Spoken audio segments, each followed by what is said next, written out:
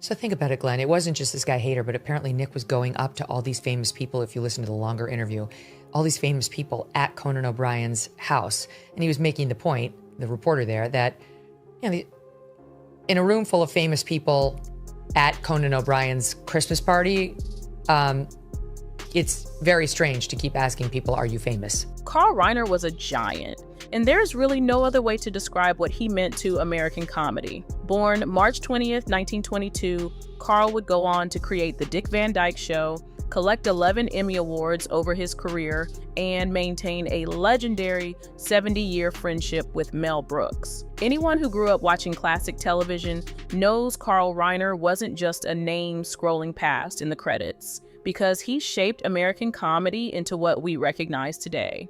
Estelle Lebost became his wife, and together they stayed married for nearly 65 years, which is practically unheard of by Hollywood standards. Estelle herself was a jazz singer who kept performing until age 93, and her activism helped create that famous poster many of you might remember with the words, "War is not healthy for children and other living things." Most people remember Estelle, even if they don't know her name. Her son Rob directed When Harry Met Sally in 1989, and there's a scene in a deli where Meg Ryan does something memorable. After that famous fake moment, the camera cuts to an older woman at another table who delivers the perfect punchline.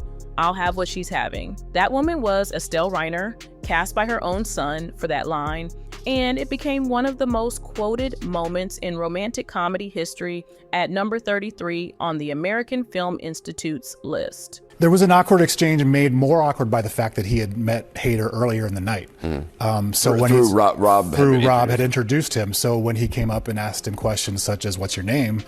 Are you famous?" It was unsettling and described as scary from Hader's perspective. Robert Norman Reiner came into this household on March 6, 1947 in the Bronx. Growing up as Carl Reiner's son meant constant exposure to comedy legends and their craft.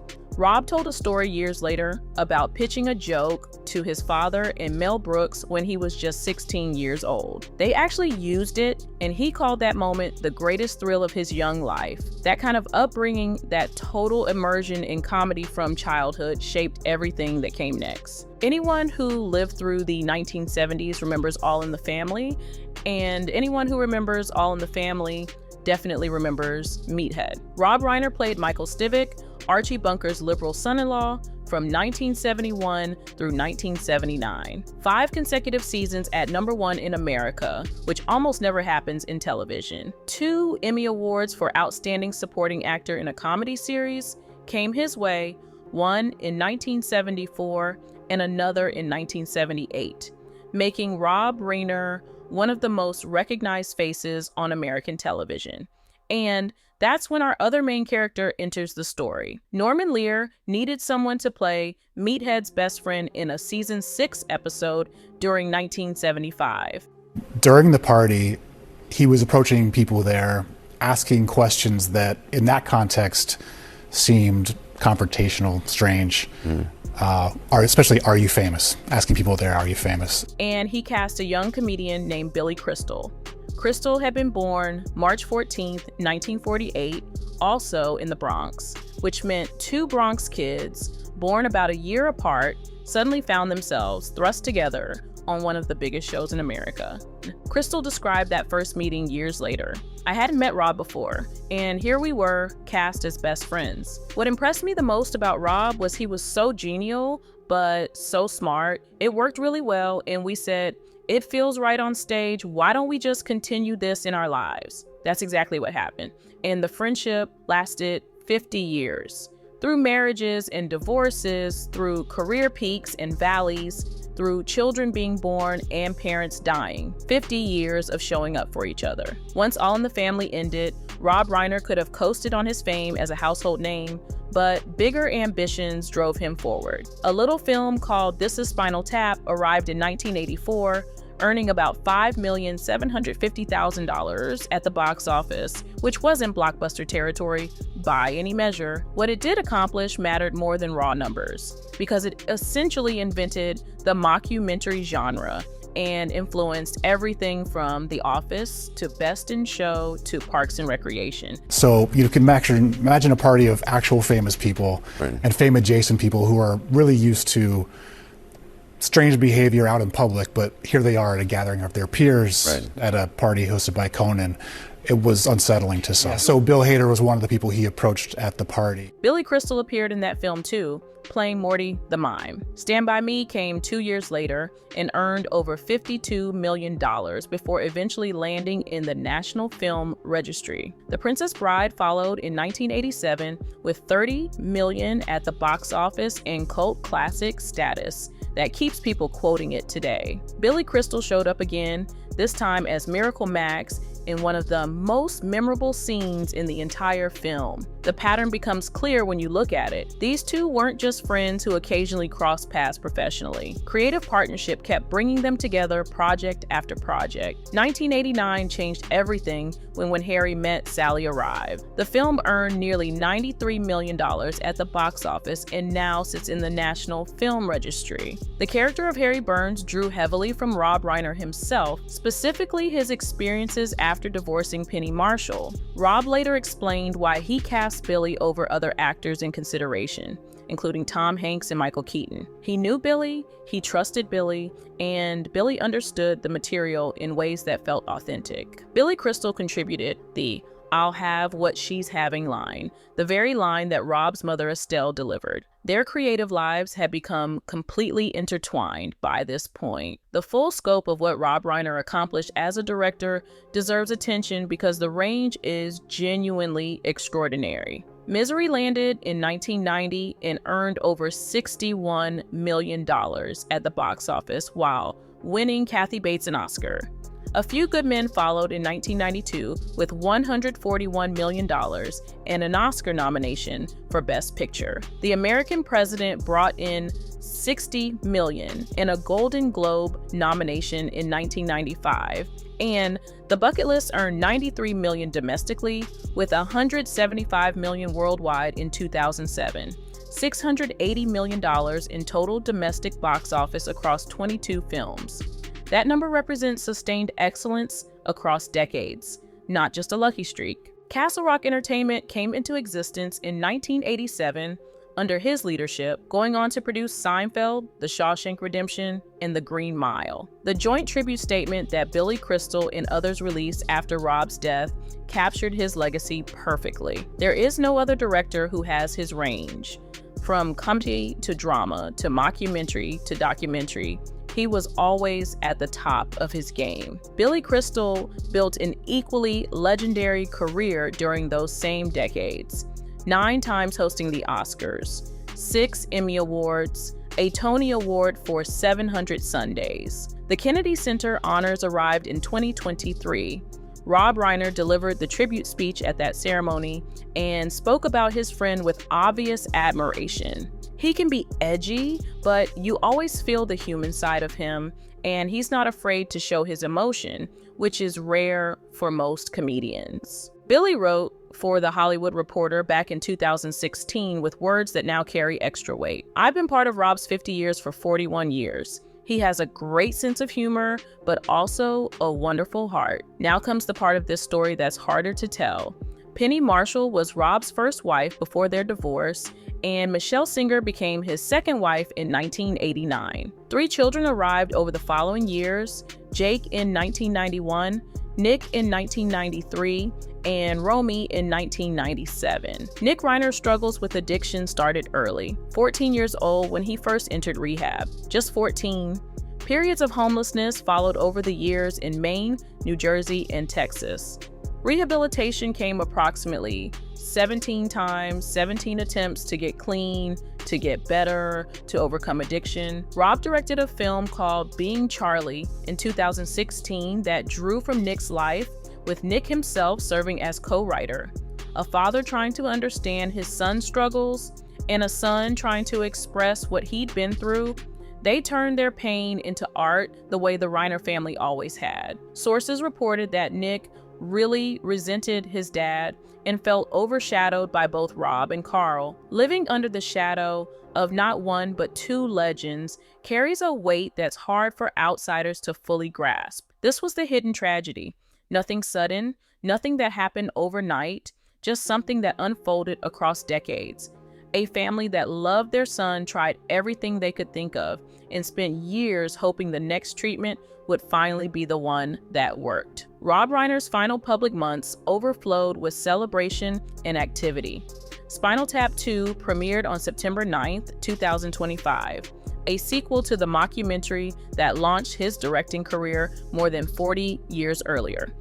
The entire Reiner family attended that premiere, including Nick. July 2025 brought Rob and Billy together at San Diego Comic-Con, and they reunited at the Spinal Tap 2 premiere. 50 years in, they still showed up for each other at every opportunity. September 2025 featured Rob giving an interview to 60 Minutes with Leslie Stahl for a career retrospective, along with an appearance on Ted Danson's podcast, where he discussed his father and the comedy legends who shaped his childhood. His words carried both admiration and awareness of passing time. Dick Van Dyke is 100 this year, and Mel Brooks is 99 this year, and these guys are still incredible. Carl Reiner had died on June 29, 2020 at 98 from a heart attack.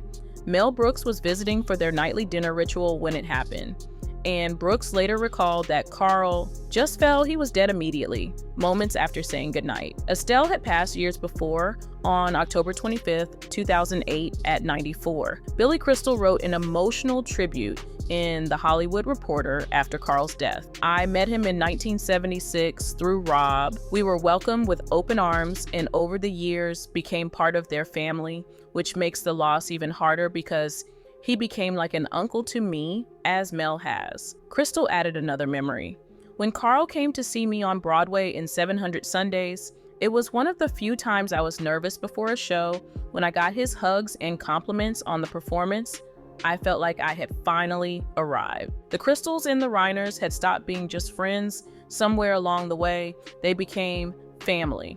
December 13, 2025, Rob and Nick attended a Christmas party at Conan O'Brien's home. Witnesses reported that Nick was disruptive throughout the evening. Father and son got into what observers called a very loud argument after Rob criticized Nick's behavior. Nick had been living with his parents at the time. The next day, December 14, 2025, around 3:38 in the afternoon, Romy Reiner arrived at her parents' Brentwood home after they missed a massage therapy appointment, which was unlike them. She found her parents. Rob was 78, Michelle was 70. Billy Crystal and his wife Janice received Romy's first calls. Billy Crystal rushed to the Reiner home and was photographed arriving, looking, according to a neighbor quoted by ABC7, like he was about to cry. His representative later clarified that he wasn't allowed close enough to see the bodies. 50 years of friendship, and when the worst happened, he came. Nick Reiner was arrested near USC later that day and charged with 2 counts of first-degree murder with special circumstances. Life without parole or the death penalty now hang over his case. His arraignment is scheduled for January 7th, 2026. December 16th, 2025 brought the joint statement from Billy Crystal, Larry David, Martin Short, Albert Brooks, and other close friends, released through the Associated Press. This is the closest thing to an emotional confession that actually exists, and the words deserve to be heard in full. Absorbing all he had learned from his father Carl and his mentor Norman Lear, Rob Reiner not only was a great comic actor, he became a master storyteller. There is no other director who has his range. From comedy to drama to mockumentary to documentary, he was always at the top of his game. The statement continued with more. Rob was also a passionate, brave citizen who not only cared for this country he loved, he did everything he could to make it better, and with his loving wife Michelle, he had the perfect partner. They were a special force together, dynamic, unselfish, and inspiring. We were their friends, and we will miss them forever. Their closing words came from Rob's favorite film, It's a Wonderful Life. Each man's life touches so many other lives, and when he isn't around, he leaves an awful hole, doesn't he? You have no idea. Jake and Romy Reiner released their own statement on December 17, 2025. Words cannot even begin to describe the unimaginable pain we are experiencing every moment of the day. The horrific and devastating loss of our parents, Rob and Michelle Reiner, is something that no one should ever experience. They weren't just our parents, they were our best friends. Reports indicate that Billy Crystal and Albert Brooks are now fiercely protecting Rob and Michelle's surviving children through this impossible time. 50 years of friendship looks like that. It doesn't end when the credits roll. Billy Crystal appeared on The Late Show with Stephen Colbert back in January 2021 and spoke about Carl Reiner's death with simple honesty. He was an uncle to me. Rob is my dearest friend. Rob is my dearest friend, present tense. Even now, after everything, what remains when all of this settles, a legendary family that shaped American comedy across 3 generations, a father and son who tried bridging their differences through art, making a film together about addiction and recovery. 50 years of friendship between 2 men who met playing best friends and decided to just keep going with it in real life. A hidden tragedy that no amount of love, money, resources, or treatment could ultimately prevent sits at the center of it all. Rob Reiner once reflected on his father Carl's death and called it the best way to go, peaceful and surrounded by people who loved him. He had no way of knowing his own end would be so different. The films remain: Stand By Me, The Princess Bride, When Harry Met Sally, Misery, A Few Good Men. People still watch them, still laugh and cry and think because of them.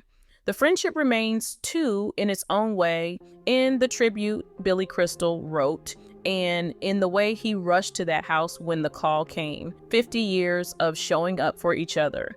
That's the real story here, not clickbait about a confession that never happened, but something quieter and more meaningful about the way lives intertwine, the way families struggle with things they can't fix, and the way friendship endures, even through the unthinkable. If you've made it this far, thank you for taking the time to understand the full picture. These were real people with real lives, real achievements, and real pain. Consider subscribing if anything in this video resonated with you, or if you want to see more content that treats these stories with the depth they deserve. Until next time.